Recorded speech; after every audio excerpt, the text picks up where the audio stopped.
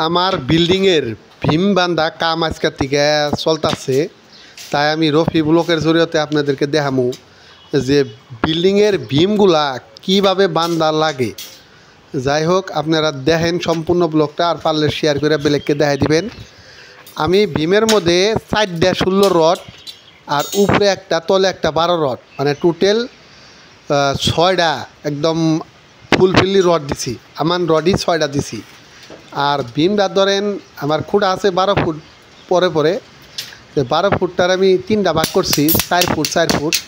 তো আপনার 4 ফুটের মধ্যে আমি 5 ইঞ্চি ফাঁকে ফাঁকে কয়েল দিছি, মানে রিং, 8-এর রিং দিয়ে আমি কয়েল বানাইছি। আর মাঝখানে আমি 6 ইঞ্চি ফাঁকে ফাঁকে দিছি, মানে যেহেতু খুঁড়ার গুড়ে 4 ফুট আমি এই জন্যেই দিছি, মানে খুঁড়ার গুড়ে লুট পড়ে, মাঝখানে তো লুট পড়ে না। আর সাইডে একটা ওয়াল আমার বাকি আসাল, তাই আমি এই ওয়ালের কামটাও কমপ্লিট করলাম। যেহেতু মাটি ভিতরে দেওয়া লাগবো, সেই জন্য ওয়ালের কামটা আমি কমপ্লিট করলাম।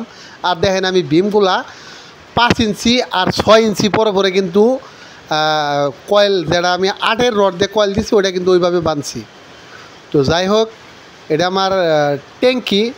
তার ট্যাঙ্কিটা আমি মানে 12 ফুট বাই 12 ফুট রুমের ভিতরে সম্পূর্ণ রুমটা ওদের একটা ট্যাঙ্কি দিয়ে দিয়েছি তলে। আর সাইডের ওয়ালটারও কাম চলছে, কামটা প্রায় শেষই। যাই হোক, ভীমের যেটা আপনার শাটারিং কয় আর কি, সাইডে মানে তক্তাতে ফিট করার লাগে, ইয়ার ভিতরে আপনার মশলা গুনে দেওয়া হবো।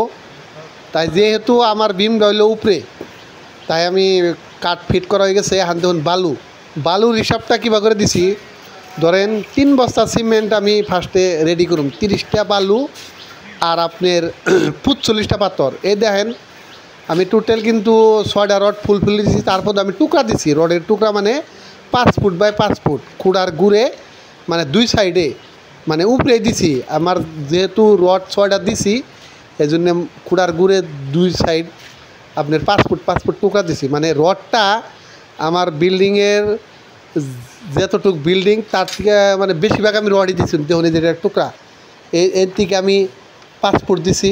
আর 12 রডটা আমি একদম উড়াগে দিয়ে দিছি, আমি একবারে ফুলফুলি দিয়ে দিছি। এটা একটা 5 ফুটের টুকরা দিচ্ছি, এইগুলো একটা 5 ফুটের টুকরা দিচ্ছি। মোটাতে আমার বিল্ডিংটার মধ্যে রডটা বেশি হয়েছে, ভীমের মধ্যে মানে বেশি হয়েছে। এইভাবে মানে সিমেন্টগুলা দিয়া বালু দেওয়ার পরে এইগুলো সিমেন্টগুলা মিশায়, তারপরে দেখা যাচ্ছে পাথর, মানে যদি আমি 30টা বালু দিছি 45টা পাথর দিছি। মানে পাথরগুলো হলো 4 সাইজ ওভার, বড় সাইজটা গেছি, কারণ খুঁটা আর ভীমের মধ্যে বড় বড় পাথর দেন নাকি। আর 4 সাইজ যারা ডাউন, হেডার মধ্যে আপনি খুঁটা যখন তলে কাম করেন তখন। যাই হোক, দেখেন আমার ভীমের মধ্যে অলরেডি ডালা হয়ে গেছে, গায়ে এক সাইডের থেকে ডালতাছে ভীমটা। তাই এইভাবে আমি ভীমটা ডালতাছি। দেখেন আপনারা রফি ব্লকের জরিয়তে। আরেকটা কন্ডিশনে আমি ভীমটা অল্প বাই করে রাখছি, মানে 2 ইঞ্চি করে আমি একটা রুমের ভীম ফুলফিলির বাই করে রাখছি। এটা দেখেন আমার ভীমের যারা শাটারিং করছি, তক্তা লাগাইছি, এই তক্তাটা মানে এইভাবে আমি ফিট করছি, বড় ফিট করে দিছি আগে। মানে তারপরে ভাবছি যে একবারে ঢালুম। তো আমি যেহেতু আপনাকে কইছি যে আমি 2 ইঞ্চি করে ভীম বাই করে রাখছি, এটা মানে আমার ট্যাঙ্কি, টয়লেটের ট্যাঙ্কি, যারা ল্যাট্রিনের ট্যাঙ্কি হবো, ট্যাঙ্কির উপর দিয়ে যারা আপনার স্ল্যাব হবো, স্ল্যাবের এয়ার ভিতর দাও কিন্তু রড ববো। তার মানে একটা ভিতর দিয়ে যাবো, একটা উপর দিয়ে যাবো। তাই রডের পরিমাণটা ভীমের মধ্যে বেশি হয়েছে। তো আপনারা এর থেকেও কিছু কম দিয়ে আপনারা ভীম ঢালতে পারবেন, কোনো অসুবিধা হবো না। এই 5 তলা ঢাললেও কোনো অসুবিধা হবো না। তাই আজকের রফি ব্লগ আমি এ পর্যন্ত শেষ করছি। আপনারা ভালো থাকবেন আর সুস্থ থাকবেন।